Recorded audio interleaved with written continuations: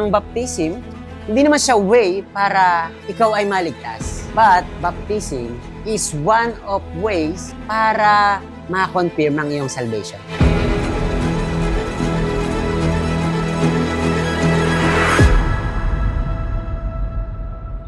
Sapagkat the moment you are saved, you become obedient to God's will and God's way. Kaya natutuwa ako sa mga na-baptize in the Lord through water baptism. Malinaw sa kanila na yung pagsunod nila sa Diyos ay hanggang doon mismo sa minodel ni Jesus, na Christ burial and Christ resurrection. Kaya natutunan ko rin po sa bawat paggawa natin ng mga bagay na in-example sa atin ni Lord, doon mismo magiging evident that we are a true follower of Christ.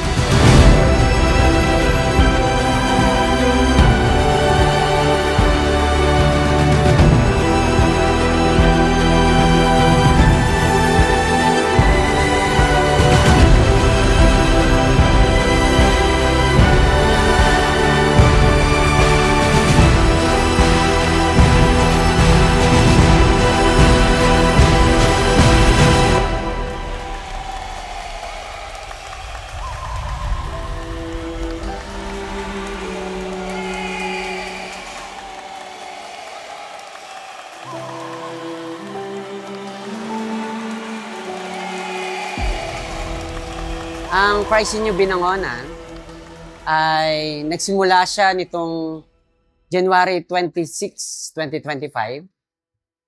At hindi ko alam na ganun kabilis. Kasi nung dumating ako rito, October 2024, sa loob lang ng 2 buwan, nagulat ako kasi nagkaroon ng Christ in You Binangonan. At lahat ng yon dahil sa pangitain ng Diyos na binigay niya sa akin. Na ako naman sa sarili ko, ang hangad ko lang magawa lang yung kalooban.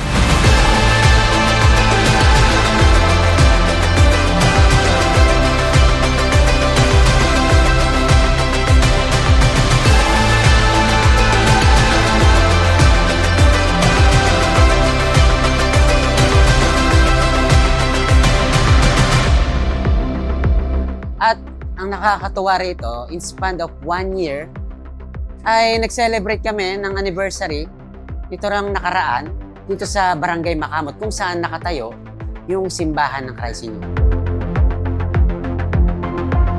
Nakita ko kung gaano ka-powerful yung idea ni Lord na inire-reveal sa atin. Na tayo ay isang normal people na once na kumilos ang Diyos sa atin, sa tulong ng Santong Espiritu, doon ma-execute ang excellence ng Lord.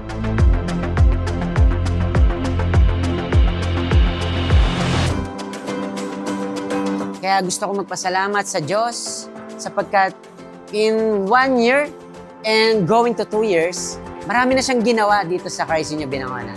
Napakarami ng buhay na nakikita ko na ayos, pamilyang nagkakaroon ng reconciliation.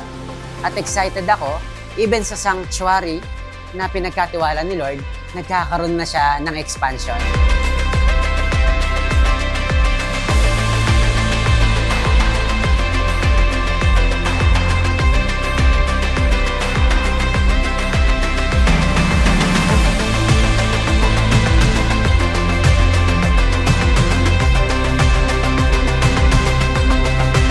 Ngayon mismo, nandito tayo ngayon sa baptism na first time magkaroon dito sa Binangonan ng Christ in You Baptism.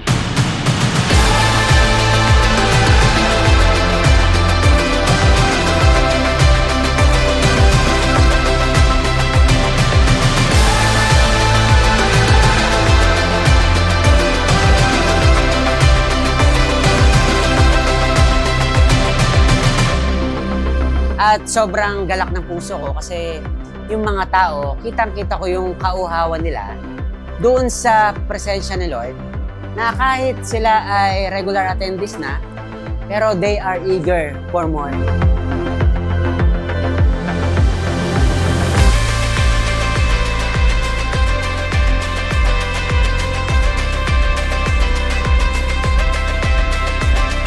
At nakita ko mismo, nasaksihan ko, yung faithfulness and goodness ni Lord.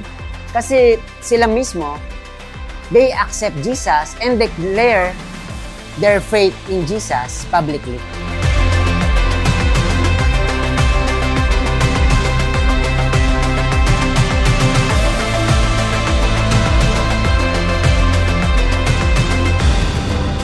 At ang pinakang cry out namin kay Lord na patuloy na magamit ang Christ in You Binangonan para sa marami pang tao na nangangailangan ng kaligtasan, nangangailangan ng paglago spiritual, at higit sa lahat, yung assurance ng salvation kay Christ ay maging ganap sa kanila.